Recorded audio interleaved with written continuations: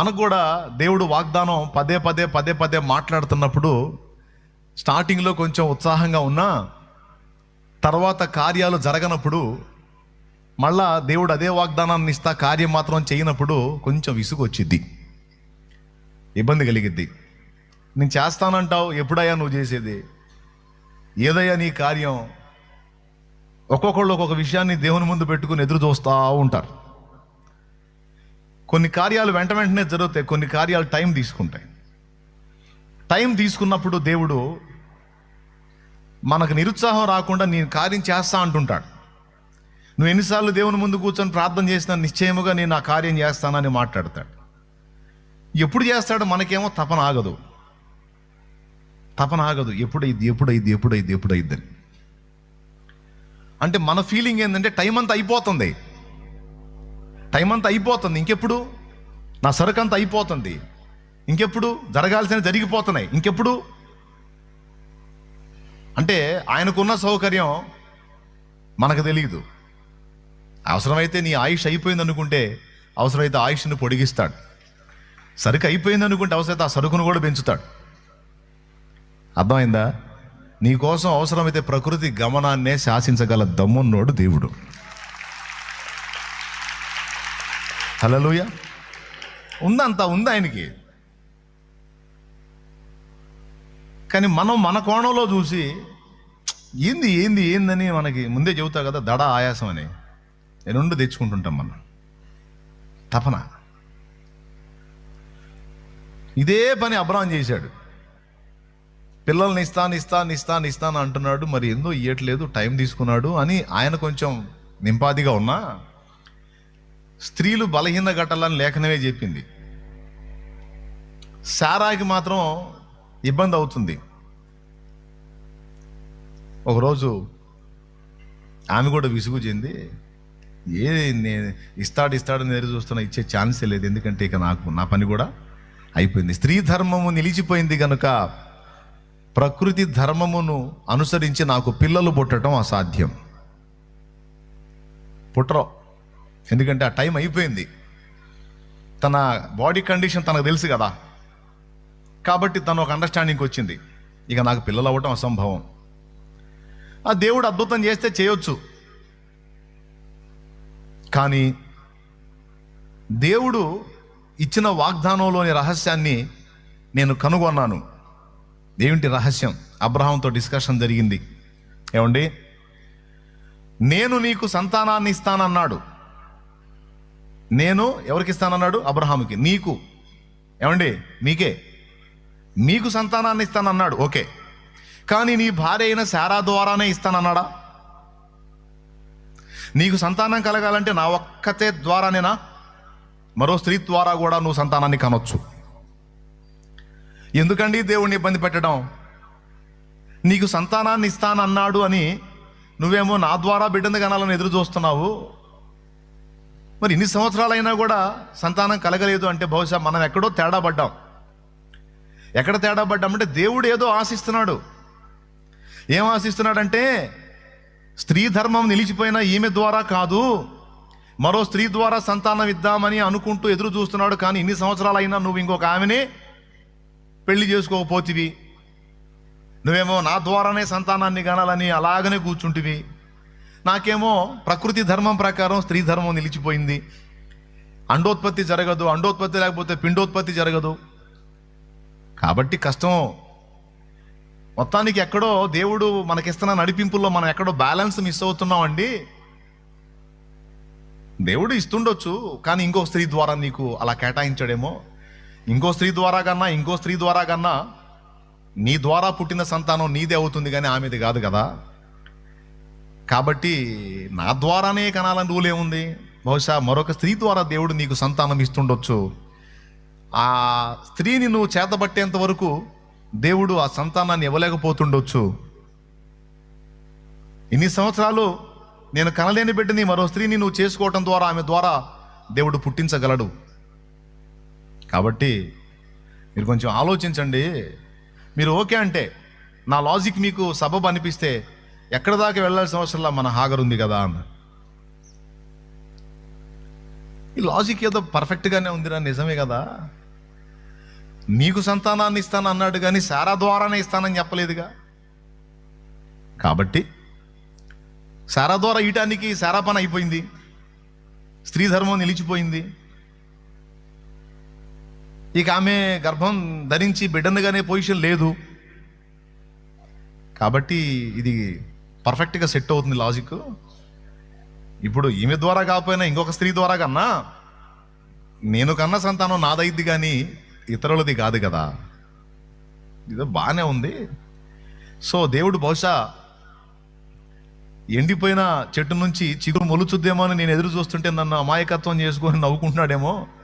ఒరే, ఇంకొక స్త్రీని చేసుకోరా, అందులో నుంచి నేను ఆమె నుంచి నీకు సంతానం ఇస్తాను, ఆమె గర్భం నుండి నీకు బిడ్డని ఇస్తానని ఒకవేళ దేవుడు అనుకుంటున్నాడేమో. మరి ఈమె ఎండిపోయిన చెట్టు కదా, కష్టం కదా. మేధావుల్ని భూమి మీదకి తీసుకొచ్చినటువంటి వ్యక్తి అబ్రహాం వంశం నుండే వచ్చింది. పిచ్చోడు కాదు అబ్రహాం, లాజిక్ లేనోడు కాదు, మంచి లాజికల్ పర్సన్ ఆయన కూడా. అయితే శారా లాజిక్ కనెక్ట్ అయ్యాడనమాట. మనకు కూడా కొంతమంది మనుషులు అట్లనే నమ్మబలుగుతారు. ఈ పాటును కూడా మనం బ్యాలెన్స్ మిస్ అవ్వకూడదు. ఇక్కడ అబ్రహాం అక్కడే కొంచెం తప్పటడుగు వేశాడు. దాని ఫలితంగా కొన్ని సంవత్సరాలు దేవుడు మౌనం అయిపోయాడు, మాట్లాడలా. ఎందుకు మాట్లాడలేదంటే దేవుణ్ణి తక్కువ అంచనా వేసినందుకు మాట్లాడలా. దేవుణ్ణి తక్కువ అంచనా వేస్తే మహా చిరాకు ఆయనకి. ఆ పొరపాటు, ఆ పాపం ఎప్పుడు చేయకూడదు మనం. అర్థమైందా?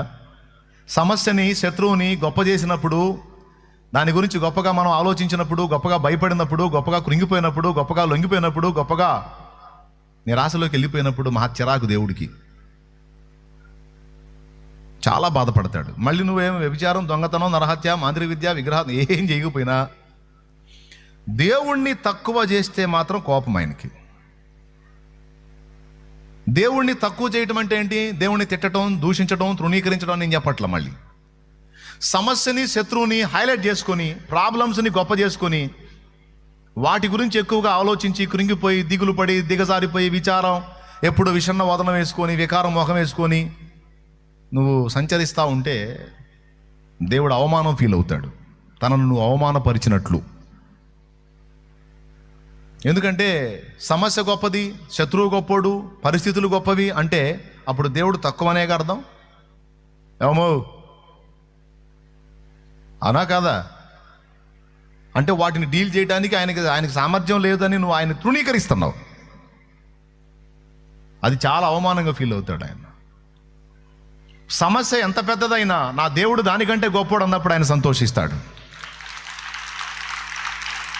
ప్రతికూలతలు ఎంత గొప్పవైనా వాటి కంటే నా దేవుడు గొప్ప అని నువ్వు అన్ననాడు దేవుడు ఆనందపడతాడు. కానీ ఏం చేద్దాం, మానవ నైజం. సమస్య వచ్చినప్పుడు దాన్నే భూతద్దంలో చూసుకుంటాం మనం. సౌలుకి దావీదుకున్న తేడా అదే. సౌలు గొలియాతునే చూశాడు, దావీదు గొలియాతుతో పాటు గొలియాతు వెనుకున్న దేవుణ్ణి కూడా, గొలియాతు కంటే పట్టజాలనంత వ్యక్తిగా ఉన్న దేవుణ్ణి చూశాడు. ఆ దేవుని కొలతలతో పోల్చుకుంటే వీడెంత అనుకున్నాడు. సౌలుకే ముందు నుంచే లేదు కదా దేవుణ్ణి బట్టి చూడటం. దేవుణ్ణి పక్కన పెట్టి గొలియాతును చూస్తే ఆరు మూరల జానుడు అమ్మ బాబోయ్ అనుకున్నాడు కనుక పోయి గుడారంలో కూర్చున్నాడు యుద్ధం చేయకుండా. దావీదు దేవుని వైపు నుంచి చూశాడు గొలియాతుని, వీడెంత అన్నాడు. కరెక్ట్గా ఆ గొలియాతు నడు అంత రాడు ఈయన దావీదు. కానీ ఏమన్నాడు? జీవము గల దేవుని సైన్యాన్ని తిరస్కరించడానికి సున్నతి లేని ఈ ఫిలిస్తీయుడు ఎంత అన్నాడు. వీడెంత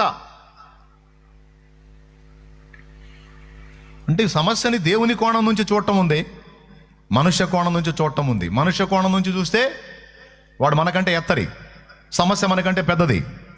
అది జబ్బు కావచ్చు, ఆత్మీయ క్షీణత కావచ్చు, ఆత్మీయ జీవితంలో పతనం కావచ్చు, లేకపోతే ఎత్రత్ర నువ్వు అప్పులు, తిప్పలు, బాధలు, నొప్పులు, సమస్యలు, రోగాలు, రిపోర్ట్లు 100 చెప్పు. మనుష్య కోణంలో చూసే పెద్దయి. నీ శత్రువులు కావచ్చు, నిన్ను బాధించేవారు, వేధించేవారు, ఇబ్బంది పెట్టేవారు ఎవడైనా కావచ్చు. మనుష్య కోణంలో చూసాయి చాలా ఎత్తు, చాలా పెద్దవి. కానీ దావీదు అట్లా చూడలా. దావీదు దేవుని వైపు నుంచి చూశాడు సమస్యకెళ్ళి. అది ఎంత అన్నాడు. అలా అలా అలా మాట్లాడితే దేవునికి ఇష్టం, అలా ఆలోచిస్తే దేవుడికి ఇష్టం, అలా స్పందిస్తే దేవుడికి ఇష్టం, అలా వ్యవహరిస్తే దేవుడికి ఇష్టం. ఇక్కడ అబ్రహాం చేసిన పొరపాటు అదే. పాపం దేవునికి కొంచెం కంఫర్ట్ ఇద్దాం అనుకున్నాడు. మరీ అసలు స్త్రీధరం ఉడిగిపోయిన ఆమెకు పిల్లలంటే కష్టంలే, మరి దేవుడిని శోధించినట్టు అవుతుంది. ఆయన కూడా ప్రెజర్ ఇవ్వకూడదు మనం ఎక్కువ. పాపం ఆయన ఎక్కడ స్ట్రగుల్స్ ఎన్నని ఫేస్ చేస్తాడు ఆయన, పాపం ప్రాబ్లమ్స్ కదా. మళ్ళీ ఈమెను పెట్టి ఈమెకే నా సంతానాన్ని అంటే మళ్ళీ ఆయన శోధించినట్టు అవుతుందేమో అని, ఏముంది ఇక్కడ ఏమి అందుబాటులో ఉంది కదా, ఆమె కూడా పర్మిషన్ ఇచ్చింది కదా అని మూవ్ అయ్యాడు. నిజంగానే కొడుకు పుట్టాడు. బహుశా నాకు తెలిసి శారా అని ఉంటుంది బిడ్డ పుట్టగానే, ఏమండే నేను చెప్పాలా ఇదే పని ఎప్పుడో నువ్వు చేసినట్లయితే ఈ పాటికి వీడు ఇంకా పెద్దోడు అయిపోయి ఉండును.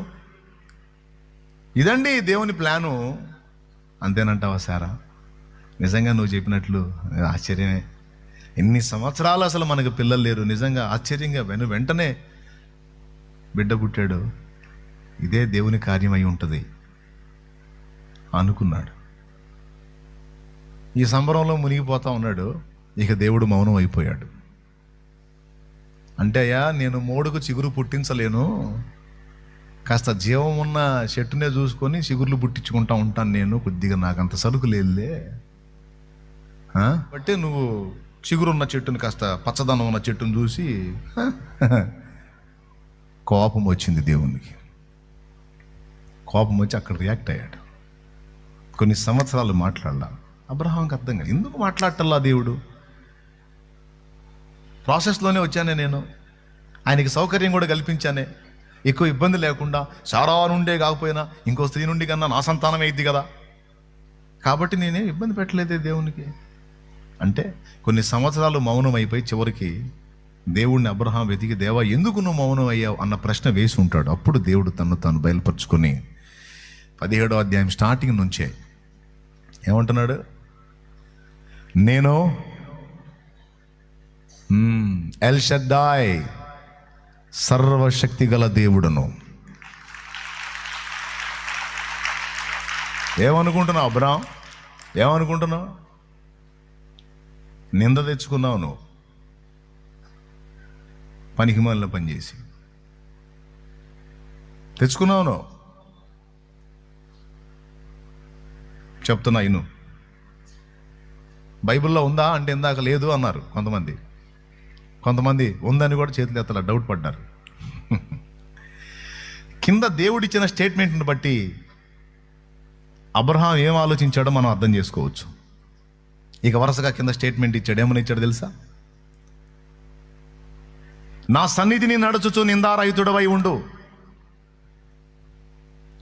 అంటే ఆ మాట ఎందుకు వాడాడు? నేను సర్వశక్తి గల దేవుణ్ణి అని దేవుడు చెప్పుకోవాల్సి వచ్చింది అంటే దేవుని శక్తిని అబ్రహాము శంకించి ఉండాలి. స్తోత్రం చెప్పు. శంకిస్తేనేగా బాయ్ నేను సర్వశక్తి గల దేవుడు అని చెప్పేది. శంకించకపోతే చెప్పుకునే అవసరం ఏముంది? తర్వాత ఏమన్నా, నా సన్నిధిని నడుచుచు నిందారహితుడవై. నువ్వు నా సన్నిధిలో నడవాలి అంటే దాని అర్థం ఏంటంటే మందిరం చూసుకొని మందిరంలో తిరుగుతా ఉండమని కాదు.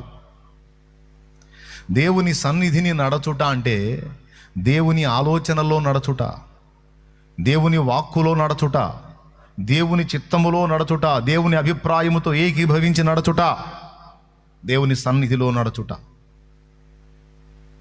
దేవునికి స్తోత్రం కలుగునుగాక. ఆయన ముందున్నాడు, నేను వెనుకున్నాను అన్నట్లు. ఆయన చెబుతాడు, నేను చేస్తాను అన్నట్లు. అవసరమైతే ప్రకృతి చక్రాన్ని మార్చి తిప్పి నడిపించగల దమ్మున్నవాడిని నేను.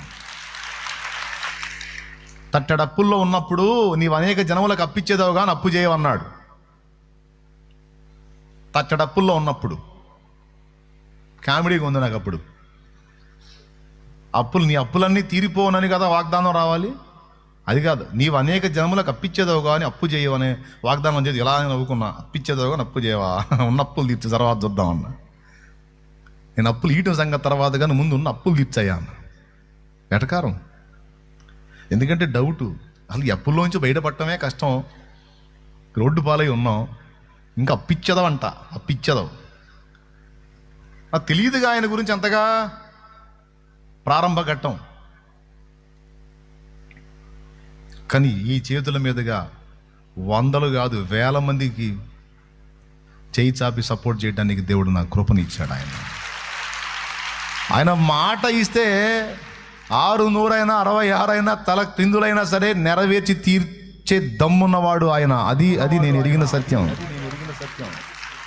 ఎవరికైనా ఈ చేయి చాపి అలా ఇచ్చేట ప్రతిసారి కూడా ఆయన గుర్తు చేసేది, ఎరా ఏమన్నావు నువ్వు అప్పులు తీర్చన్నావు, ఎయిరా నీ అప్పులు, ఇయరా నువ్వు సాయం,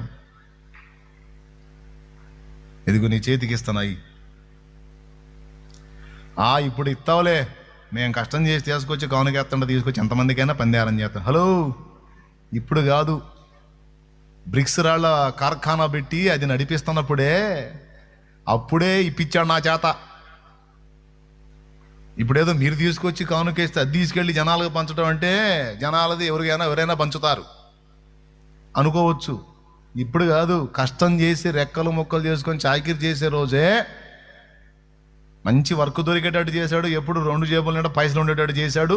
ఎవరు వచ్చి చేయి చాపినా డబ్బులు లేవు అన్న పదం లేకుండా ఇచ్చేటట్టు చేశాడు. అప్పుడే చేశాడు, పని చేసేటప్పుడే చేశాడు. మళ్ళీ జనాలకు డౌట్, దాన ధర్మాలంటే ఒక పక్క నుంచి వస్తాడు, ఒక పక్క నుంచి ఓడేం చేస్తాడు దాన ధర్మాలని అనుకుంటారు కదా. అందుకని చెప్తున్నా క్లారిటీ. స్తోత్రం. ఆయన ఎవరిని అడిగా, వ్యక్తిగతంగా ఎవరిని కలుసుకొని ఎవరిని సాయం చేయమని రిక్వెస్ట్ చేశా? సంఘానికి మాత్రం చెబుతా ఫలానా పని ఉంది చూసుకోండి అని. అది కూడా ఉంటే చూడండి, లేకపోతే ప్రార్థన చేయండి అని చెబుతా. డిమాండ్గా ఎప్పుడైనా ఎవరైనా అడిగింది ఉందా? ఇంకా చెప్పాలంటే మీకు ఉన్నా లేకపోయినా సన్నిధికి వచ్చి అడిగి తీసుకొని పోండి. ఎప్పుడు మీకోసం ఇందులో భద్రపరిచి ఉంచుతానని చెప్పా. అర్థమైందా? ఓ చెల్లి, ఇంట్లో పిల్లలకి అన్నం లేదని నువ్వు వ్యభిచార పాపం చేయొద్దు, అక్రమ మార్గానికి వెళ్ళొద్దు, ఏ దరిద్రుడికో తలంచొద్దు. తీసుకొని పోరా తల్లి, తీసుకొని పో. ఇయ్యకపోతే అప్పుడు అన్నా ఇదిగో నాకు ఇంట్లో పిల్లలకి లేదన్న అన్నాం, అన్నా నేను ఇందులో విశ్వాసనే అన్నా, కానీ నా ఇంట్లో జరగట్లేదన్నా, భర్త లేడన్నా, ఇది పరిస్థితి అన్నా. తీసుకొని పో, ఆహారాన్ని తీసుకొని పో, అయిపోగానే మళ్ళీరా తీసుకొని పో. నీకు దేవుడు ఉపాధి కల్పించేంత వరకు తీసుకొని పో తల్లి. నా మందిరములో ఆహారం ఉండునట్లు అన్నాడు నా దేవుడు. నా సన్నిధిలో ఎప్పుడు ఆహారం ఉండాలని కోరుకున్నాడు. పేద, బిక్కి, వృద్ధులు, విధవరాండ్రు, అనాథలు, దిక్కులేనోళ్ళు, వికలాంగులు ఎవరొచ్చినా పట్టడన్నం దొరకాలి, 10 రోజులకి తినడానికి ఇవ్వగలగాలి. అది సన్నిధి మందిరం. ఫస్ట్ నుంచి కూడా ఇప్పటిదాకా ఆ క్రమాన్ని అలా కంటిన్యూ చేస్తానే ఉన్నా. లాకేత్తం ఇస్తే లే, దాకొమ్మిస్తే లేదు అనే పదం ఉండకూడదు. ఆ మాట ఎవడన్నా ఇక్కడ ఉంచుకొని లేదు అన్నాడంటే వాడు దేవునికి లెక్క చెప్పాలని ఎప్పుడో బీసీలను వార్నింగ్ ఇచ్చా. ఎవరైనా దీనిలో వచ్చి చేయి చాపితే లేదు అని పంపితే మాత్రం లెక్క చెప్పాలి దేవుడికి, మీరు నాది కాదు సంబంధం అని చెప్పా.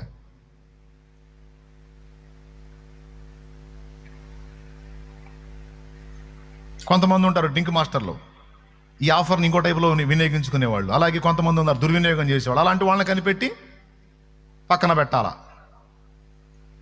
ఎందుకంటే వాడు నిజంగా లేమి గలవాడు కాదు, ఇచ్చిందంతా తీసుకెళ్ళి తాగి తగలేసేవాడు, దాన్ని శాపగ్రస్తమైన చర్యకి వాడేవాడు కనుక ప్రేమ చూపండి అన్నాడు. కానీ తెలివి తక్కువ ప్రేమ కాదు, మీ ప్రేమ తెలివితో కూడిందై ఉండాలన్నాడు. కానీ కొంచెం వివేచించి సపోర్ట్ చేయాలి అనేది ఒక్కటి మాత్రం చెప్పి అక్కడ. లేకపోతే ఇంకెప్పుడు సన్నిధి చుట్టూ తాగుబోతులు పుష్కలంగా ఉంటారు. అది మన దగ్గర తీసుకెళ్ళి తాగి మన దగ్గర తిరుగుతుంటారు మళ్ళీ. అందుకని కొంచెం మెళకువ అంతే తప్ప దీనులు, అభాగ్యులు, దిక్కులేని వారు, విధవరాండ్రు, అనాథలు ఎవరు వచ్చి చేయి జాపిన పట్టాడు అన్నం దొరకడానికి సన్నిధిలో ఎప్పుడు అంత ఆహారం ఉండాలి. మధ్యరాత్రి వచ్చినా కూడా అంత అన్నం దొరికేటట్టు ఏర్పాటు చేపించాను. ఎందుకు? అది లేకపోతే ఎలా ఉంటుందో నాకు తెలుసు. ఒక పూట తిండి లేకుండా పస్తు పండుకుంటే సరే, మనం తినకపోయినా పట్టడన్నం పిల్లలకు పెట్టలేని దరిద్రగొడ్డు స్థితిలో ఉంటే ఎంత గాయమైద్దో, ఎంత వేదన ఉంటుందో నాకు తెలుసు, అనిపించా. కాబట్టే ఆ ఏర్పాటు చేశా. అంతేకాదు ఇలాంటి వాళ్ళు ఎవరు వచ్చినా సరే అంత సపోర్ట్. ఇదంతా ఎట్లా? ఆయన వాగ్దానం. ఈరోజు చెప్తున్నా, నీకు ఇచ్చిన వాగ్దానాలను 100% నెరవేర్చగల సమర్థుడు ఆయన. ఎలా అన్న క్వశ్చన్ నా ముందే, కానీ దేవుడి ముందే వాకు. నా ముందు వేస్తే వేసావు, నేను మనిషిని అర్థం చేసుకుంటా. దేవుడు కోప్పడతాడు, లాగా ఒకటి ఇస్తాడు. ఎలా నన్ను అడుగుతావరా పిచ్చోడా అని. ఎలా అని మనిషిని అడుగురా, నువ్వు మనిషివి కాబట్టి. నన్ను అడుగుతావే, నేను సర్వశక్తి గల దేవుడిని అంటాడు ఆయన. నాకు సమస్తము చెప్పు గట్టిగా. కాబట్టి సొంత పెత్తనాలు చేసి మూతి పగలగొట్టుకోవద్దు. నా సన్నిధి నిన్ను నడచుచు నిందారహితుడవై ఉండు అని ఆ కింద చెప్పాడు. నీ సంతానము నిశ్చయముగా ఆశీర్వదిస్తాను. ఇక నుంచి నీ పేరు అబ్రాము కాదు, అబ్రహాము అని చెప్పుకో. అంటే నిన్ను అనేక జనములకు తండ్రినిగా నియమించున్నాను. ఒకడు కాదు, ఇద్దరు కాదు, ముగ్గురు కాదు, నీ సంతానాన్ని నువ్వే లెక్క పెట్టలేనంతమంది, అంతమంది సంతానాన్ని నీకు ఇస్తా, అత్యధికముగా వృద్ధి పొందిస్తా, ఇస్తా. తర్వాత అంటున్నాడు, నీ భార్య అయిన శారాకే ఇస్తా. ఇంకెవరికో కాదు, శారాకే పుట్టిస్తా. చూడు కింద చదువు, 17వ అధ్యాయము 15వ వచనం చదువు. మరియు దేవుడు, నీ భార్య అయిన శారాయి పేరు శారాయి అనవద్దు, ఎలయనగా ఆమె పేరు శారా, రాజకుమారి. నేను ఆమెను ఆశీర్వదించి, ఇక్కడ స్పష్టపరుస్తున్నాడు, ఆమె వలన నీకు కుమారుని కలుగజేసేదను, నేను ఆమెను ఆశీర్వదించేదను, ఆమె జనములకు తల్లి అయి ఉండును, జనముల రాజులు ఆమె వలన కలుగుదురని అబ్రహాముతో చెప్పాను. దేవునికి స్తోత్రం, హల్లెలూయా. అంటే నీ భార్య అయిన శారా వలన నీకు కొడుకుని ఇస్తాను, సంతానాన్ని ఇస్తాను అని ఇక్కడ మెన్షన్ చేశాడంటే, నువ్వు పొరబడి శారా వలన కాదు, మరో స్త్రీ వలన అని హాగర్ని తగిలించుకున్నావు. అయ్యా అట్లా కాదయ్యా, శారా వలననే నీకు ఇస్తా అని పర్టికులర్గా మెన్షన్ చేశాడంటే, బహుశా ఈ పాయింట్ దగ్గర అబ్రహాం బ్యాలెన్స్ తప్పు ఉండాలి. ఎందుకంటే 12వ అధ్యాయం నుంచి 17వ అధ్యాయం వరకు మనం చూస్తే ఎక్కడ కూడా శారా వలన సంతానం ఇస్తానని ఉండదు. అర్థమైందా? శారా వలన నీకు సంతానం ఇస్తానన్న మాట ఎక్కడ మెన్షన్ చేయబడదు. 17లోనే కనపడింది మనకది. సో దీన్ని బట్టి అబ్రహాం పొరబడ్డాడు. తర్వాత దేవుడు అబ్రహాముని సరి చేశాడు. కాబట్టి ఇక్కడ పాయింట్ నెంబర్ 1లో మనం నేర్చుకోవాల్సింది ఏంటంటే, దేవుని శక్తిని శంకించటం అనేది మనం అంచనా వేయలేనంత గొప్ప పాపంగా పరిగణించబడిద్ది. ఒక రకంగా చెప్పాలంటే అవిశ్వాసం కిందకి వెళ్ళిపోయింది అది. పొరపాటును కూడా అలాగా దేవుణ్ణి తక్కువ అంచనా వేయవద్దు. దేవుణ్ణి ఘనపరిచి మాట్లాడాలి, దేవుణ్ణి ఘనపరిచి విశ్వసించాలి. ఎప్పుడైనా గుర్తుపెట్టుకో, ఏ సమస్తం ఈ భూమి మీద చరాచర జగత్తు విశ్వం సమస్తం కూడా ఆయన పాదాల కింద ఉంది. సమస్తమునకు పైన ఆయన ఉన్నాడని మర్చిపోవద్దు. సమస్తమును ఆయన తన పాదముల క్రింద ఉంచుకొని ఉన్నాడు, అది లేఖనం. సమస్తము ఆయనకు సేవ చేయుచున్నవి, ఇది లేఖనం. కాబట్టి దేవుడు ఏంది, ఆయన పొజిషన్ ఏంటి, ఇంకా చెప్పాలంటే అన్ని నామముల కన్నా పైనామం. ఏ నామం? ఫిలిప్పీ పత్రికలో రాయబడి ఉంది, ఆయన మరణము పొందినంతగా, అనగా శిలువ మరణము పొందినంతగా తను తాను తగ్గించుకున్నందున అన్ని నామముల కంటే పైనామమును దేవుడు ఆయనకు నియమించాడు. ఫిలిప్పీ పత్రిక 2వ అధ్యాయము 5వ వచనం నుంచి చదివితే, వరస కింది చదివితే ఈ మాటలన్నీ వస్తాయి. ఈ మ్యాటర్ అంతా, క్రీస్తు యేసునకు కలిగిన ఈ మనసు మీరును కలిగి ఉండండి అని అక్కడ నుంచి చదువుకుంటా కిందికి వస్తే 8వ వచనం చూడండి.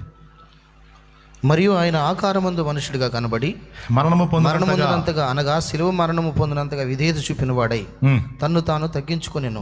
అందుచేతను పరలోకమందు ఉన్న వారిలో గాని, భూమి మీద ఉన్న వారిలో గాని, భూమి క్రింద ఉన్న వారిలో గాని ప్రతి వాని మోకాలను యేసు నామమున వంగునట్లు. అది లెక్క, ప్రతి వాని మోకాలు, ప్రతి వాని మతోన్మాదుల మోకాలు కూడా వంగుతాయి. ఆమేన్.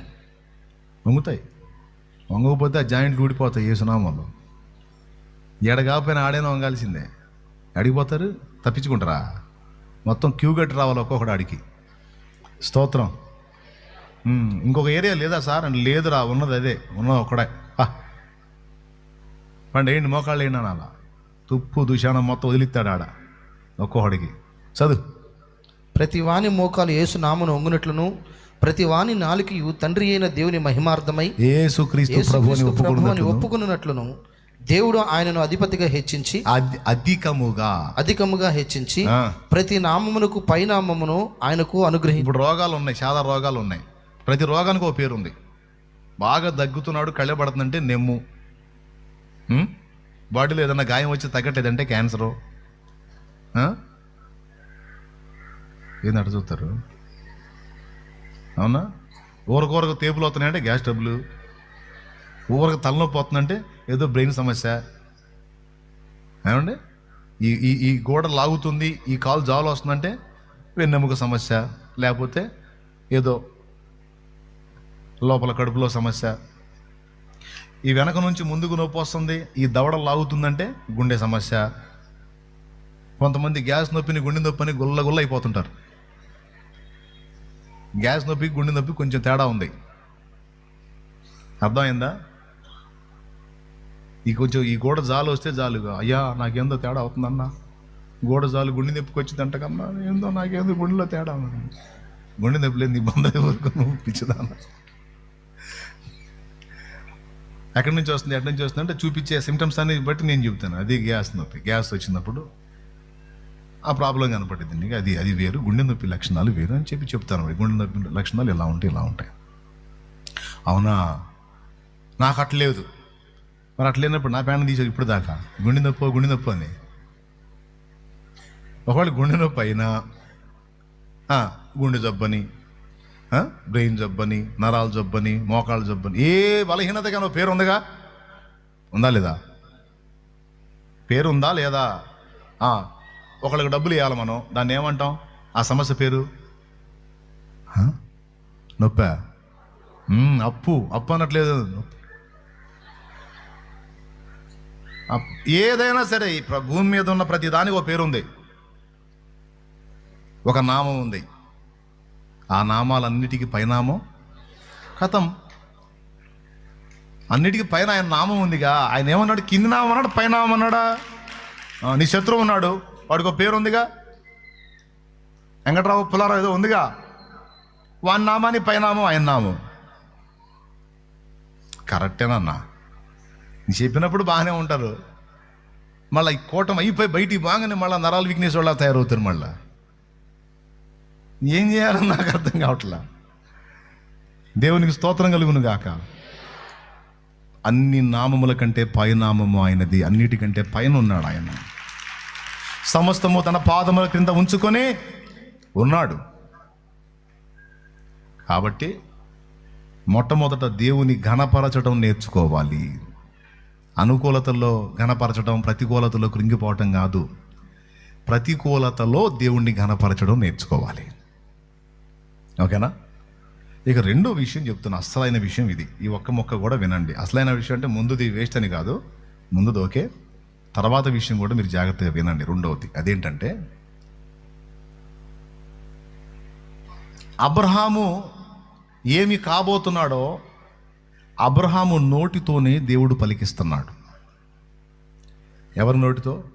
అబ్రహాము నోటితోనే దేవుడు పలికిస్తున్నాడు. ఏమని పలికిస్తున్నాడంటే, ఇంతవరకు నీ పేరు అబ్రాము, ఘనుడైన తండ్రి అని పేరు. ఇక నుంచి నీ పేరు అబ్రహాము, అంటే అనేక జనములకు తండ్రి. ఘనుడైన తండ్రి అనే పేరు కలిగిన వ్యక్తి నోటితోనే ఇక నుంచి నీ పేరు ఏందన్నట్టు ఏం చెబుతా? నా పేరు అబ్రహాం అని చెప్పు.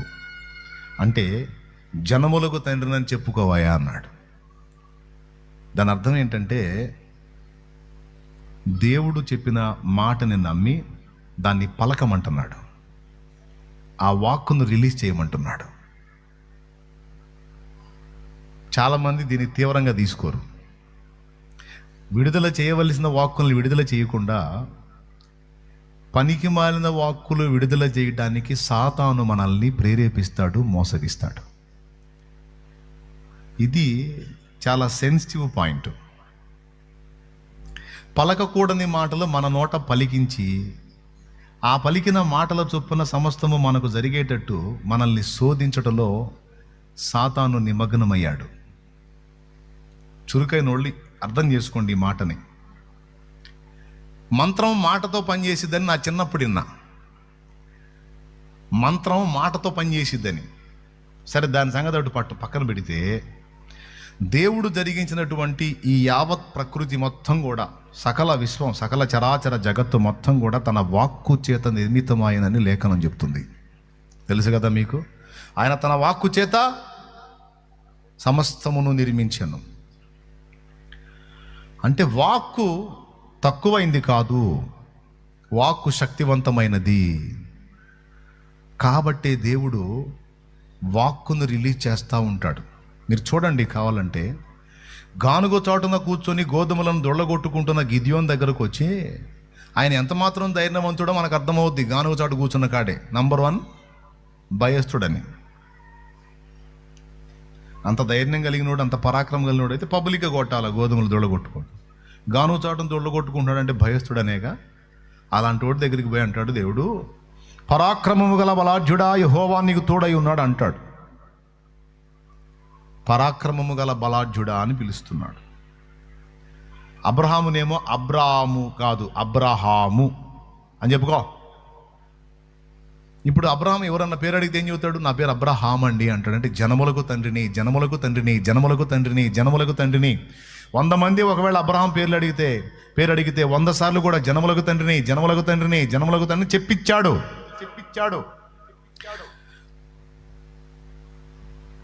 ఏదైతే ఆయన నెరవేర్చాలనుకున్నాడో ఆ కార్యాన్ని కూర్చున్న వాక్కు సంబంధిత వ్యక్తుల నుండి విడుదల చేస్తాడు దేవుడు. మాంత్రిక విద్యల్లో కూడా అదే జరిగిద్ది. మీకు చాలామందికి తెలియదు. వాడు ఏమంటాడో తెలుసా? ఒక శత్రువు ఎవరో, ఇప్పుడు నువ్వు ఇంకొకటి శత్రువు అయి ఉన్నావు అనుకో, నీ విషయం వాడు ఒక తంత్రం కల్పించి వాడు కూర్చొని పొద్దస్తమానం సాతాన్ని ఆరాధించి వాడిని ఆవాహనం చేసుకొని, వాడు దయ్యాలను ఆవాహనం చేసుకుని వాడు చెప్పే మాట తెలుసా? శత్రు అంతయ, శత్రు అంతః, లేకపోతే శత్రు వినాశయ, శత్రు వినాశయ. ఇప్పుడు వాడికి నువ్వు శత్రువి, వాడు నీ మీద తంతు కావించేమంటాడు తెలుసు, నువ్వు నాశనం కావాలి, నువ్వు నాశనం, అది వాడి కోరిక అన్నట్టు వెల్లడి చేస్తాడు. ఆ వాక్కు విడుదల చేస్తూ ఉంటాడు వాడు. ఏమైనా అర్థమవుతుందా నేను చెప్పింది? నీ మీద తంతు కల్పించి వాడు నీ నాశనాన్ని పదే పదే రిలీజ్ చేస్తూ ఉంటాడు వాక్కు. అది దుష్టక్రియ. దేవుడు ఆపోజిట్లో పలికిస్తూ ఉంటాడు, మన చేత శుభం పలికిస్తూ ఉంటాడు, జయం పలికిస్తూ ఉంటాడు, దీవెన పలికిస్తూ ఉంటాడు, అభివృద్ధి పలికిస్తూ ఉంటాడు, ఆశీర్వాదం పలికిస్తూ ఉంటాడు, జయం పలికిస్తూ ఉంటాడు, వెలుగు పలికిస్తూ ఉంటాడు. దేవుడు పలికించే పదం వేరు. దేవుడు ఇలా వాక్కు పలికించి కార్యాలు నెరవేరుస్తున్నాడు అన్న సంగతి ఎరిగిన వాడే సాతాను. వాడు కూడా వాక్ ప్రయోగం మీదే దృష్టి పెట్టాడు. వినాలిక, కొద్దిసేపు మనసు పెట్టి వినండి ఈ పాయింట్ని జాగ్రత్తగా. ఇప్పుడు నీకు ఒక బలహీనత ఉంది, ఏదో ప్రాబ్లం ఉంది. ఆ ప్రాబ్లం గురించి నువ్వు వైద్యుని దగ్గరికి పోయినప్పుడు ఇది ఈ ఫలానా జబ్బు, లేకపోతే ఇది ఇంత తీవ్రమైన రోగం అని అక్కడ ఫస్ట్ మొదటి వాక్ అక్కడ వచ్చింది వాక్కు. ఆ తర్వాత నువ్వు అక్కడున్న పేషెంట్ని అడిగినా, లేకపోతే ఇంటికి వచ్చిన తర్వాత నిన్ను పరామర్శించడానికి వచ్చిన వాళ్ళైనా ఎవరైనా అది ఎంతలే, అది పోయిద్దిలే, దేవుడు ఉన్నాళ్లే, స్వస్థత కలిగిద్దిలే అంటారా? లేకపోతే వాళ్ళ నోట్లలోంచి ఏం వాక్ రిలీజ్ అయ్యిద్ది? ఫలానా జబ్బు అంట అంటే, అవునా, అమ్మో అమ్మో అదే ఏ స్టేజ్లో ఉందంట, అమ్మో ఆ స్టేజ్కి వెళ్ళిందా, అబ్బో ఇంక రెండో డైలాగ్ ఉండదా, అక్కడన్నా చూసి పండుకున్నాడు బెడ్ మీద ఉన్న జాలిగా చూసి సావుకాళ్ళు కూడా కనపడుతుంది అన్న ఫీలింగ్ ఇడి ముఖంలో. సరే పాపం చేసేది ఉంది, మరి పిల్లలు ఎంత వయసు ఉంటుంది పిల్లలకి అంటే, ఇడు సస్తాడు, వాళ్ళ పిల్లలు పెద్దోళ్ళ చిన్నోళ్ళ, ఇడు పోతాడు కన్ఫామ్, ఇడు ఇంకా ఆ స్టేజ్ అంటే ఇంకా బతికేది ఇడు పొందా. ఆ పిల్లలు ఎట్లా, పాపం అబ్బాయి వయసు కూడా చిన్నది అనుకుంటాగా, ఈ అమ్మాయి వయసు కూడా అరే పాపం చిన్నదా అంటే, ఎంత సావు మేళాలు అనమాట ఇవన్నీ. ఏడదాకెందుకు మీరు అంటారు, పోయి కొద్దిగా గుర్తు చేసుకోండి. మీరు కూడా అక్కడక్కడ ఈ డైలాగులు వేసి ఉంటారుగా, చేతులు ఎత్తండి నేను కూడా అన్నాను అన్నట్ట అని. ఎందుకనరు ఎవరైనా అంటారు. ఒకవేళ వాడి కర్మగాలి 100 మంది చుట్టాలు వాడుకుంటే, ఈ పేషెంట్కి 100 మంది చుట్టాలు ఉంటే 100 మంది ఏం వాక్ రిలీజ్ చేస్తారు చెప్పు? అబ్బో అదైతే కష్టమే, అబ్బో అది అట్టయితే కష్టమే. ఆడు పండుకొని వింటూ ఉంటాడు, కష్టమే. చూడనే ఏముండల్లయ్యా, ఏముండలే, ఏమెందుకు ఉంటుంది? నువ్వే అన్నావుగా మొహం ఎట్టనో పెట్టి కష్టమని. దాదాపు వచ్చిన వాళ్ళందరి వాక్కు కూడా వానికున్న జబ్బుకు అనుకూలంగానే పలకబడిద్ది. ఒకవేళ ఒక దేవుని బిడ్డ ఉంటే ఒక్కడే పాపం ఒక్క వాక్కు మాత్రం ఉంటుంది, ఏం కాదు నిన్ను దేవుడు స్వస్థపరుస్తాడు అనేది ఒక్క మాటే ఉంటుంది. కానీ 100 మంది మాట, ఇప్పుడు 100 మాటలు పట్టించుకుంటాడా వినేవాడు? ఒక్క మాట పట్టించుకుంటాడా? పాపం ఈ ఒకడొచ్చి ఒక్కసారి ఒక్క సత్యవాకు పలికితే, దేవుడు నిన్ను స్వస్థపరచడం పలికితే, ఈ 100 మంది గొంతుల్లో అది ఎటో కొట్టుకుపోయిద్ది. 99 మాటలు అయ్యే ఉంటాయిగా. లేదు కాదు, లేదు కాదు, అబ్బో, ఆహా, ఛాన్స్ లేదు, ఆహా చిన్నది కాదు, అందులో ఆ స్టేజీ, ఓహో,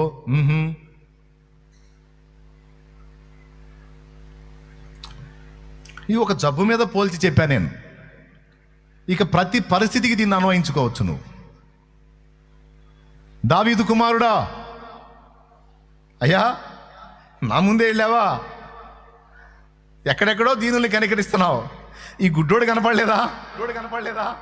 ఈ కళ్ళు లేనోడు కనపడలేదా? నన్ను దాటిపోయావా?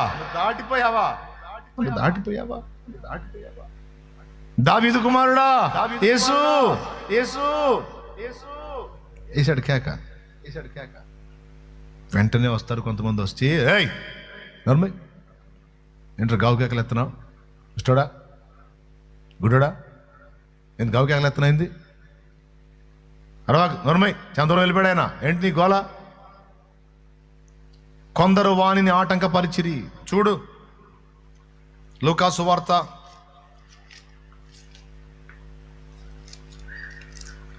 18వ అధ్యాయము 39వ వచనం, 7వ వచనం నుంచి చదువునానా. వారు నజరేయుడైన యేసు ఈ మార్గం వెళ్ళుచున్నాడని వానితో చెప్పిరి.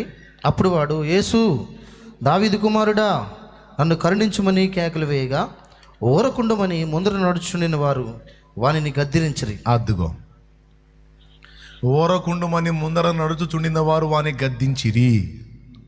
వాడు దేవుణ్ణి వేడుకుంటున్నాడు, ప్రభువుని వేడుకుంటున్నాడు. ఫస్ట్ వాడికి వినబడ్డ స్వరం ఏంది? ఏం వినబడింది? ఏయ్ నోరుమోయ్. గద్దించిరంటే ఎట్లా ఉంటారు? ఊరకుండమని వాని గద్దించిరంటే ఎలా? నాయనా, అయ్యా, ఓ అంధుడా, ఓ కళ్ళు లేనివాడా, ఊరకుండు నాయనా అని ఉంటారా? ఏ టైపులో ఉంటారు? కొంచెం మీరు ఊహించండి. మీరు చెప్పండి, మీరు చెబుతారా ఎట్టనుంటారు? నేను చెప్పా, ఏయ్ ఏయ్ నోరుమోయ్, గుడ్డడా, ఏయ్ నోరుమోయ్, ఏం గోడ, ఎక్కడున్నాడు రా యేసు? వెళ్ళి చాలా దూరం అయిపోయాడు. నువ్వు వేస్తే కేక అంది అనుకున్నాను. మేనారా తప్పదు మరి. ఆడికి భిక్షం వేసేవాళ్ళు, ఆడు 10 మంది దగ్గర అడుక్కునేవాడు, అడుక్కొని బతకాలి. మరి జనాల సింపతి వాని మీద ఉండాలి, కానీ జనాల కోపం రాకూడదు. కాబట్టి అడుక్కునేవాడు, భిక్షగాడు దీనుడై ఉండాలి.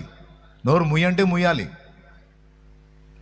అమ్మా ధర్మం చేయి తల్లే అని పొద్దున్నే వస్తాడు ఇంటి ముందుకి. ఇంట్లో లేడీస్ ప్రశాంతంగా ఉంటే, అయ్యా వస్తున్నా ఉండు అంటారు. చిరాకు పడింది, కాకి గోల పొద్దున్నే దరిద్రం, ఆగు, ఏంది వాగుతావు గోల?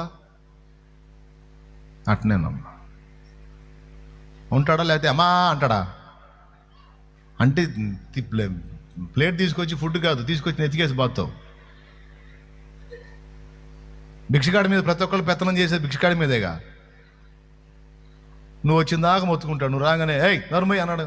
అలాగేనమ్మా. ఎందుకు? దయ కావాలా వానికి, జనాల దయ కావాలా. దయతోనే దానం ఇస్తారు. సో జనుల దయ సంపాదించుకోవాలంటే వారి మాట వినాల. వాడు నోరు ముయ్యి అంటే ముయ్యాల. కానీ కళ్ళు లేనివాడు ఆ పని చేయలే. అడ్డగించుచు ఓరకుండుమని గద్దిస్తున్న స్వరములు వానికి అనేక స్వరములు, ఒకడు కాదు, ముందు నడుచుచుండిన వారు అనేక మంది అన్నారు. అంటే అనేక స్వరములు యేసుని పిలవవద్దు, నోరుమోయ్ అని వినబడ్డాయి. అయితే వాడేం చేశాడో తెలుసా? వాడు మరి ఎక్కువగా అద్దుగో ఇదండి రాసుకోవాల్సి, మరి ఎక్కువ అన్న కాడ రౌండ్ కొట్టు. అయిపోయింది ఇక ఈరోజు అంశం. దేవునికి స్తోత్రం. ఏం చేశాడో తెలుసా? తనకు వినబడుతున్న వ్యతిరేక స్వరములను వాడు లక్ష్య పెట్టలా. ఎందుకంటే ఓరకుండు నోరుము అన్నోళ్ళు ముష్టేస్తే వేస్తారేమో, అది కూడా అయితే వేయచ్చు, లేకపోతే లేదు. కానీ వాడి లైఫ్ను అంతే ఉంచుతారు. కానీ వానిని దాటిపోతున్నాడు చూడు యేసు. ఈ కేక విని ఆగాడా, వాని చరిత్ర మారిపోయింది. యేసు ఆగాడా, యేసు కనికరం వాని మీదకి వచ్చిందా, వాని చరిత్ర మారిపోయింది అక్కడ. వాళ్ళకేం తెలుసు గుడ్డోడి కష్టాలు? నోరుమయ్య అన్నోడికి తెలిసిదా? వాడి కళ్ళు పోతే అర్థమైద్ది. అవునండి, బాధల్లో ఉన్నోడి మీద, తేడా పడ్డోళ్ళ మీద సాగించుకునేవాళ్ళు, సనిగేవాళ్ళు, గొనిగేవాళ్ళు, పెత్తనం చేసేవాళ్ళు, దూషించేవాళ్ళు, దుష్ప్రచారం చేసేవాళ్ళు ఎక్కువ.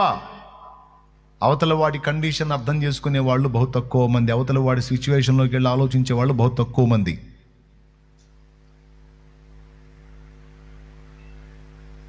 అది పచ్చి వ్యభిచారండి, పచ్చి వ్యభిచారి. అంటదో ఒక ఆమె, అంటాడు ఒక ఆయన.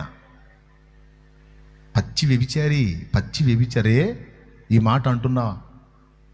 దౌర్భాగ్యుడా, పట్టెడన్నం ఎప్పుడన్నా పెట్టావరా ఆ బిడ్డకే? ఎందుకయిందిరా? అందులో నీ పాత్ర లేదా? కొవ్వెక్కి కొంతమంది వ్యభిచారం చేస్తే కన్న బిడ్డలకి పట్టెడన్నం పెట్టడానికి పని ఎండయ్యా అని పోతే పోయినోడల్లా ఆశిస్తాడు కదరా. నీకు పనిస్తే నాకేందని అడిగినోడు లేడా? నీకు పనిస్తే నాకేంది అన్నోడు లేడా? ఇంటికి వస్తే అమ్మా ఆకలవుతుందమ్మా అని పిల్లలు, భర్త లేడు, ఒకవాళ్ళేమో తాగి వదిలిపెట్టి వెళ్ళిపోయి విడాకులు తీసుకుంటే ఒకవాడేమో చనిపోతే, యవనస్తురాలు, పిల్లలు, పసిబిడ్డలు, ఆ బిడ్డల కడుపులో ఆకలి చూసి నాకు చెప్పారండి కొంతమంది ఆడపిల్లలు, ఏడ్చుకున్న ఘోరంగా. మరేంది అన్నా, కోవికి కాదన్నా. ఒక సోదరు వచ్చి చెప్పింది, వ్యభిచార పాపం చేస్తున్నానన్నా నేను నా పిల్లల కడుపు కోసం, నా బాధల నా వెన్నునడుగన్నా చెప్పిద్ది. అంతే, నా గుండె పగిలిపోయింది. నేను పాపమే చేస్తున్నాను, నా బాధ నా వెన్నునడుగు చెప్పుద్ది. అంతే. మీకు ఏమాత్రం బుర్రను అర్థమైద్ది ఆ మాటకి? నా కష్టం నా వీపు చెప్పుద్ది అన్నా. అంతే. నా తనువుని వచ్చేవాడు ఎవడో దుర్మార్గుడు, మంచివాడు, చెడ్డోడు, ఎలాంటివాడు నా తనువు, నా దేహాన్ని అప్పచెప్పి నా పిల్లలకి కూడు పెట్టుకునే పరిస్థితి వచ్చిందన్న. లేదన్నా, లేదు, నాకు ఎవడో దయ చూపలేదు. లేవా ఇలాంటి స్టోరీలు? ఒక వ్యక్తి పాపంలో ఉన్నారు అంటే ఏ కారణం చేత? కొవ్వెక్కా, లేకపోతే పసిపిల్లలకి అన్నం లేకనా? అంటే శాలెమ్మన్న వ్యభిచారాన్ని సమర్థిస్తున్నావా? ఎవడు సమర్థించాడరా? దౌర్భాగ్యుడా. సమర్థించడం కాదురా, అవతలి వ్యక్తిని అర్థం చేసుకొని అవసరమైతే ఆ పాపం చేయకుండా చెయ్యోతనిచ్చి అందులో నుంచి బయటికి తీసుకొని రావడానికి నిలబడాలి అని చెబుతున్నా.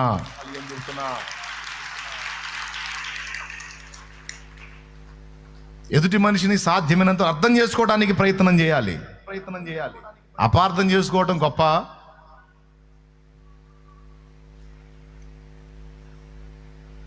వాడుట్టి తాగుబోతే ఎదవండి, తాగుబోతే రా బాబు, వదిలేస్తావా? నీ వంతు నువ్వు ప్రయత్నం ఎప్పుడన్నా చేసావా? వానికి అంత ప్రేమ చూపించి, వాడిని ధైర్యపరిచి, వాడిని 3 రోజులు ఉపవాసం ఉంచి, వానికి భవిష్యత్తును గురించి నిరీక్షణ ఇచ్చి, అరే నువ్వు కూడా మంచి మనిషిగా మారుతావురా, నీకు ఆ స్కిల్స్ ఉన్నాయి, నువ్వు మంచి ప్రయోజకుడు అవుతావురా, నువ్వు గొప్పవాడే అవుతావురా, నీకు తెలియదురా, నీ మీద ఉందిరా, దేవుడి కనుదృష్టి ఉందిరా, దేవుడు నిన్ను ప్రేమిస్తున్నాడురా, దేవుడు నిన్ను ఆశీర్వదిస్తాడురా, నిజంగా నువ్వు ఈరోజు ఇలా ఉన్నావు, ఒక మంచి భవిష్యత్తు ఉందిరా నీకు అని ఏనాడన్నా వాడికి నిరీక్షణ కలిగే మాటలు మాట్లాడావా? వాడిని ధైర్యపరిచావా? వాడికి భవిష్యత్తు మీద నిరీక్షణ పుట్టించావా, ఆశ పుట్టించావా? వాడు కనపడ ఈడ తాగుబోతేదవా అని నువ్వు ముఖం చిట్లించుకున్నావు.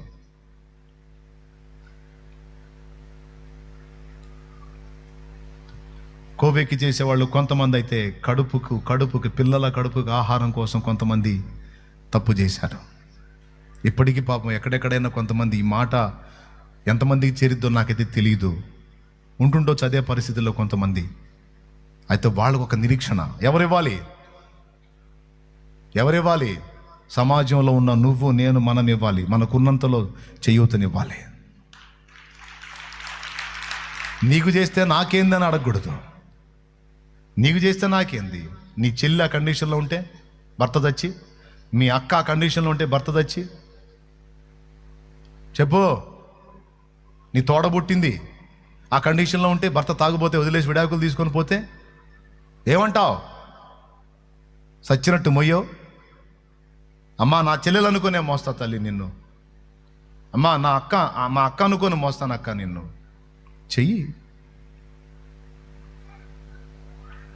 చెయ్యటం చేత కాదు, కానీ చిలువలు పలువలుగా ప్రచారాలు చేయటం మాత్రం చేతవు.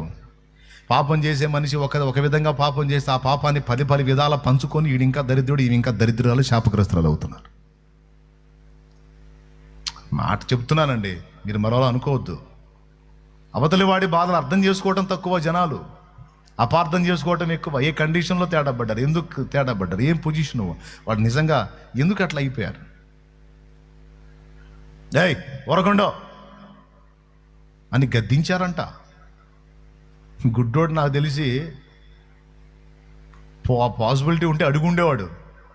అరే నా బాధ నీకు తెలుసంట్రా, నా వేదన నీకు తెలుసా, ఎక్కడ గుంటుంటుందో ఎక్కడ మెరకుంటుందో నాకు తెలియదురా, ఇదిగో ఈ కాళ్ళు చూడరా ఎన్నిసార్లు పగిలినాయో, కనబడక పడి, ఈ పళ్ళు చూడరా కదిలిపోయినాయి బోర్ల పడి, నా పళ్ళు చూడరా రక్తాలు గారినే రా, ఎందుకు ఎక్కడ రాయి ఉందో ఎక్కడ బండు ఉందో ఎక్కడ గుంటుందో తెలియదు, బోర్ల పడి ఇదిగో రక్తసిక్తం అయిపోయిందిరా నా నోరు.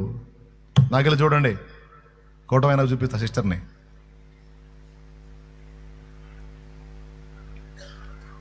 అర్థమైందా? స్తోత్రం చెప్పండి. అన్నంలో నలకలు పడితే తింటారా మీరు? అన్నంలో నలకలు పడితే తింటారా? అంత చీమ పడితే? కానీ కళ్ళు లేనాడు పరిస్థితి ఏందండి? కళ్ళు లేనాడు పరిస్థితి ఏంటి? స్త్రీ అయినప్పుడు ఏం పడిందో తెలియదు. మనం చూసి అయ్యో అన్నంలో ఇది పడిందంటే అవునా, వాళ్ళ గుండె జారిపోయింది, అలాంటి వస్తువు ఉందా అందులో, అలాంటి పదార్థం ఉందా, అయ్యో తినేదేందో నాకు తెలియదురా, వెలుగంటే ఎలా ఉంటుందో నాకు తెలియదురా, నన్ను కన్న తల్లిదండ్రుల ముఖం కూడా నాకు తెలియదురా, కనీసం నా ముఖం ఎలా ఉందో నాకు తెలియదురా, నా చుట్టూ ఉన్న ప్రకృతి దాని ఆకృతి నాకు తెలియదురా. ఏం తెలుసురా? నోరుమై ఓరకుండా అని తెలుసా నీకు? నా కండిషన్లోకి వచ్చి చూడరా, నా హృదయం ఏందో నీకు అర్థమైద్ది. ఆ పనికిమాలిన మాటలు పట్టించుకోవాలా, నీరుగార్చే మాటలు, అవిశ్వాస మాటలు, దిగజార్చే మాటలు, బలహీనపరిచే మాటలు, నోరు ముయించే మాటలు, నీ కర్మ ఇంతే, నీ బతుకు ఇంతే అనే మాటలు పట్టించుకోవాలా. దులిపేశాడు. ఎవరిని బట్టి ఆ ధైర్యం తెలుసా? యేసును బట్టి. ఒకవేళ యేసు లేకపోతే, యేసు సమీపంలో రాకపోతే, యేసును గురించి ఎరగకపోతే వాళ్ళు చెప్పినట్టే మౌనం అయిపోయాడు. కానీ ఇప్పుడు యేసు ఉన్నాడో, అది కూడా సమీపంలో ఉన్నాడు. కొంతమంది గద్దించి ఉంటారు, కొంతమంది బాధపడకరా గుడ్డాడా, నేను అప్పుడప్పుడు రూపాయి ఎత్తుంటాలే అని ఓదార్చుంటారు. నేను శారదిత్తలేరా, ఎంతకాలం శారదిత్తాడు? గేదె వస్తుందిరా, ఎద్దు వస్తుందిరా, పిచ్చి కుక్క వస్తుందిరా, అయ్యా ఎటు వస్తుంది, కనబడదు వీడికి, ఎటు వస్తుంది అయ్యా, ఎటు వస్తుంది, వీడు భయపడు గందరగోళం అయిపోతాడు, గుండె అదిరిపోద్ది వాడికి, ఎటు వచ్చొద్దు. రే గుడ్డ నీకెళ్ళా వస్తుందిరా అంటే ఎటు పోవాలి, ఎటుకుండా వస్తుంది, తూర్పు వైపున, పడమర వైపున, ఉత్తరం వైపున, దక్షిణ. నిరంతరం ఉండి కాపాడేవాడెవడు, నిరంతరం ఉండి ఆదరించేవాడెవరు? చారదీసేవాడు ఎప్పుడన్నా ఒకసారి చారదీసి అంత ముద్ద అన్నం పెట్టి అంటే నిరంతరం కళ్ళు లేని వాడిని కాపాడి నడిపించేవాడు ఎవడు? అందుకు లోకమంతా చూసి ఒకడు ఏడిపించేవాడు, ఎగతాళి చేసేవాడు, వాడి కళ్ళ ముందు ఇట్టిట్ అనేవాడు, వాడు ఎదురుకు వచ్చి టచ్ చేసి నిలబడేవాడు. ఎవరయ్యా? ఎవరు ఎవరు ఎవరు ఎంతసేపు చెప్పాడు ఒకడు. చివరికి చెప్తే, నువ్వా? ఎందుకు నన్ను ఇంత ఏడిపించావు, ఇంతసేపు ఏడిపించేవాడు. కాళ్ళ కర్రడ్డాలు వేసేవాడు. గుడ్డి వాళ్ళనైనా, ఎవరినైనా, ఏ మనిషినైనా, మంచోళ్ళనైనా చెడ్డోళ్ళనైనా తొందరపడి అపార్థం చేసుకోకుండా అర్థం చేసుకోవటానికి ప్రయత్నించాలి. కొంతమంది స్టోరీ విన్నాను నేను. తల్లిదండ్రులు, ముసలాళ్ళు, ఆమె పిల్లలు, మొత్తం నలుగురు తినాలి. ఈ ఒకటి పాపం చేసి తీసుకొచ్చితే తెచ్చి అన్నం పొట్టలు వేస్తే తిన్న స్టోరీస్ ఉన్నాయి. తెలుసా మీకు? తెలుసా? ఒక ఆడపిల్ల వెళ్ళి పాపం చేసి ఆ డబ్బులు తీసుకొచ్చి అన్నం పొట్లాలు తీసుకొచ్చి తల్లిదండ్రులకి, పిల్లలకి తిన్న చరిత్రలు ఉన్నాయి.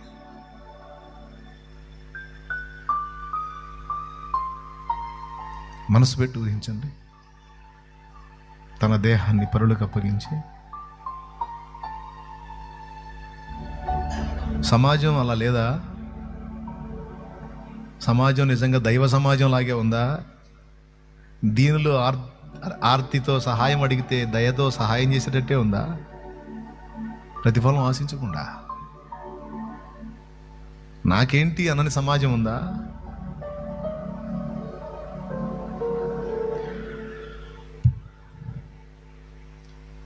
కానీ దేవుడున్నాడు.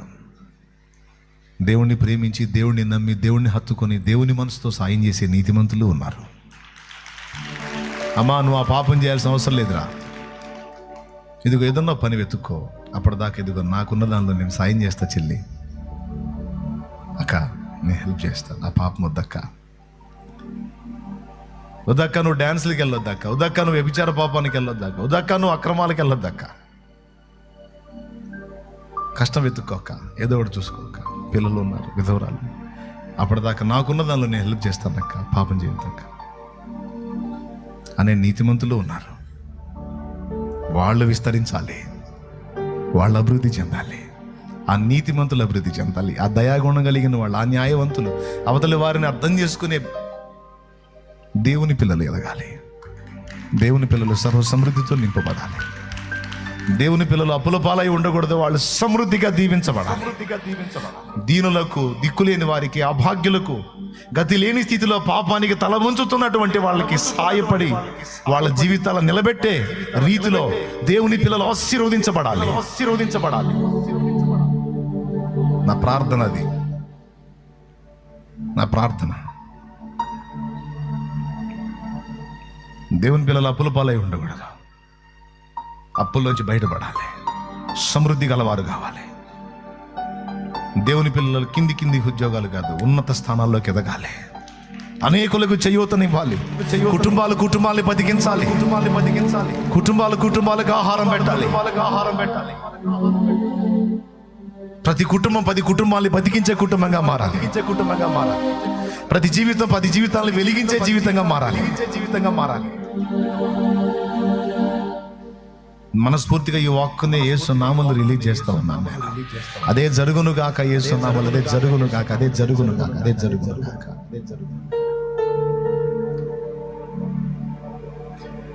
ఒక పిల్లవాడు దొంగగా ఎందుకు మారుతున్నాడు? ఒక స్త్రీ దొంగగా ఎందుకు మారుతుంది? ఒక పురుషుడు దొంగగా ఎందుకు మారుతున్నాడు? ఉంటుంది కారణం. కొంతమంది వాడు అలవాటు చొప్పున అయితే, కొంతమంది గతి లేక. చాలా విషయాలు ఈ కోణంలో చూడాలి. సందర్భం వచ్చింది కాబట్టి చెబుతున్నాను. తొందరపడి మిస్అండర్స్టాండింగ్ చేసుకోకుండా అవతలి వాడిని బ్యాలెన్స్ చేయడానికి మీకు ఏమన్నా ఇబ్బంది కలిగిస్తున్నానా? చెల్లి, ఎంతమంది లైన్లో ఉన్నారమ్మా? నా మాటలు మిమ్మల్ని ఏమైనా గాయపరుస్తున్నాయా? మీ కర్తవ్యాన్ని, మీ బాధ్యతని గుర్తు చేస్తున్నాను నేను. ఒక స్త్రీ, నువ్వు సహాయం ఇవ్వాల్సిన ఒక స్త్రీ నీ దగ్గర సహాయం పొందలేకపోతే ఆ స్త్రీ పాపం చేసే అవకాశం ఉంది. కాబట్టి నీ వంతు నువ్వు ఇవ్వగలిగే సాయం ఇస్తే అక్కడ ఓ పాపం ఆగిపోయింది. అయినా బరి తెగించి చేస్తే దానికి మనం ఉత్తరవాదులం కాదు. పాపం కోరి బరి తెగించి కోవెక్కి చేస్తే దానికి మనం ఉత్తరవాదులం కాదు, కానీ గతి లేక బలహీన పడితే వాళ్ళని మనం చేయూతనిస్తే నీతిగా నిలబడతారు.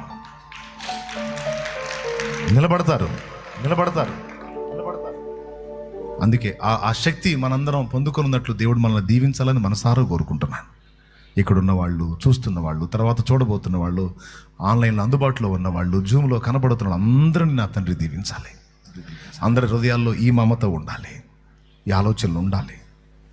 సాటి వారిని గురించి ఆలోచించే మనసు, దేవుని మనసు ఉండాలి. అబ్రహాము నోటనే పలికించాడు ఆశీర్వచనాన్ని. ఆమేనన్నాడు. గుడ్డివాని కేకలు యేసును తాకాయి. అడ్డగించే మాటల్ని వాడు పట్టించుకోవాలా. నీకు చెప్తున్నా, పట్టించుకోవద్దు. నిన్ను దిగజార్చే మాటలు మాట్లాడే వాళ్ళ మాటలు పట్టించుకోవద్దు. దేవుడేం మాట్లాడుతున్నాడు అది పట్టించుకో. నిన్ను నీరు గార్చే వాళ్ళ మాటలు పట్టించుకోవద్దు. దేవుడేం మాట్లాడుతున్నాడో పట్టించుకో. సౌలు మాటలు పట్టించుకోవద్దు. వాడు 6 మూరల జానుడు, వాడు బాల్యం నుంచి యుద్ధ విద్యను అభ్యసించాడు, వాడంతా వాడింతా అని సమస్యను, శత్రువుని, బలహీనతల్ని, రోగాల్ని, ఇబ్బందుల్ని ఎక్కువ చేసి మాట్లాడే వాళ్ళని పట్టించుకోవద్దు. సున్నతి లేని ఈ ఫిలిస్తీయుడు ఎంత అని దేవుని కోణంలో చూసి పలికాడు చూడు. దావీదు వాక్కు. ఎవరి వాక్కు నెరవేరింది? సౌలు వాక్క, దావీదు వాక్క? కొట్టు చప్పట్లో. దావీదు వాక్కు నెరవేరింది. దేవుణ్ణి బట్టి, దేవుని మూలంగా పలికిన దావీదు వాక్కు జయం పొందింది. అంత మాత్రం వాక్కు లేకపోయా సౌలు దగ్గర. వాడంతా ఈ సోదే చెప్పాడు, కానీ వాడెంత అన్నాడా? దేవుణ్ణి బట్టి. ఈరోజు చెప్తున్నా తమ్ముడు, సమస్య ఎంతటిదైనా కావచ్చు, దానంతటికి పైగా ఉన్నవాడు మన దేవుడు. 100 మంది చెప్పు ఉండొచ్చు అది కష్టమని. నా దేవుడు చెప్పాడలే చూసుకో. దేవుడు చెప్పలేదా? అట్టయితే 1,000,000 మంది చెప్పినా అది కొట్టివేయబడింది. 1,000,000 మంది చెప్పినా కొట్టివేయబడింది. దేవుని మాటే నిలిచిది, గెలిచితే. అందుకే పట్టించుకోవటం మానేయాలి. పనికి మాలిన విమర్శలు పట్టించుకోవటం మానేయాలి. మనం బాగుగా పరిగెత్తుతుంటే పనికి మాలిన విమర్శలు చేస్తారు కొంతమంది. చెత్త విమర్శలు దులిపేయాలి. వాటిని పట్టుకొని కూర్చుంటే అవుట్. కొన్ని పట్టించుకోవటం మానేయాలి తమ్ముడు. మనం పనికి మాలిన విమర్శలు మానేయాలి, పట్టించుకోవటం. కొంతమంది యథార్థ హృదయాలు మెచ్చుకోలుగా ముందుకు సపోర్ట్ చేస్తుంటారు. వాటిని పట్టించుకొని ముందుకు సాగిపోవాలి. నిష్కారణ విమర్శలు, కుళ్ళుబోతు బుద్ధితో విమర్శించే విమర్శలు దులిపేయాలి అవతలవా. సైతాన్ అసూయతో నువ్వు మాట్లాడుతున్నావా? అలాగే దిగజార్చే మాటలు, నీరుగార్చే మాటలు, నిరాశపరిచే మాటలు, కృంగదీసే మాటలు పట్టించుకోవటం మానేయాలి. అవిశ్వాసపు మాటలు పట్టించుకోవటం మానేయాలి. సమస్యను గొప్ప చేసి హెచ్చించి మాట్లాడే మాటలు పట్టించుకోవటం మానేయాలి. మరి దేన్ని పట్టించుకోవాలి? దేవుని వాక్కును పట్టించుకోవాలి. దేవుని మూలంగా దొరికే వాక్కును పట్టించుకోవాలి. దేవుని వాక్యాన్ని పట్టించుకోవాలి. దైవజనుల వాక్కును పట్టించుకోవాలి. విశ్వాస వీరుల వాక్కులు పట్టించుకోవాలి. ముందు సముద్రం, వెనక ఇశ్రాయేలును తరుముతున్నటువంటి ఐగుప్తు సైన్యం, బలమైన సైన్యం. కానీ మోషే ఏమన్నాడు తెలుసా? భయపడకండి, నేడు మీరు చూచుతున్న ఐగుప్తీయులని ఇక మీదట మీరు చూడరు అన్నాడు. ఏ మాట నెరవేరింది? వాళ్ళందరూ కలిసి, లక్షల మంది కలిసి ఏమన్నారు?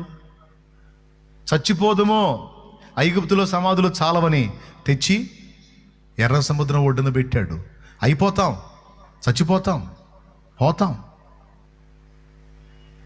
కానీ ఎవరి మాట నెరవేరింది? దేవుణ్ణి బట్టి పలికాడు. నోరు ముయ్యండి, నేడు మీరు చూచుతున్న ఐగుప్తుల్ని ఇక మీదట చూడరు. దేవుడే మీ పక్షంలో యుద్ధం చేయబోతున్నాడు. ఓ తమ్ముడు, ఈ రోజు నువ్వు అనుభవిస్తున్నటువంటి ఈ కఠినమైన పరిస్థితి నీకు ముందు నువ్వు చూడబోవు. ఎందుకంటే నీ పక్షాన దేవుడు నిలిచాడు. ఆయన నీ పక్షాన ఫైట్ చేయబోతున్నాడు. ఆయన నీ పక్షాన నిలబడబోతున్నాడు. ఆయన నీ పక్షాన పోరాడుతున్నాడు. దేవుడు నీ పక్షాన నిలిచి పోరాడితే నిన్ను గెలిచేవాడెవడో? చెల్లే నిన్ను విడుదల చేసే వాక్కు శక్తివంతమైంది, గుర్తుపెట్టుకో. ఈ ఒక్క ముక్క చెప్పాలని నేను ఈరోజు నీ ముందుకు వచ్చాను. నువ్వు విడుదల చేసే వాక్కు శక్తివంతమైంది. అది నీ పిల్లల్ని గూర్చి కానీ, ఇంటి వారిని గూర్చి కానీ, దేన్ని గూర్చి అయినా సరే మనుషుల్ని బట్టి కాక, మనుషులు ఇచ్చేటువంటి పనికిమాలిన మాటలను బట్టి కాక, దేవుని వాక్కును బట్టి, దేవుణ్ణి బట్టి మాట్లాడటం నేర్చుకో.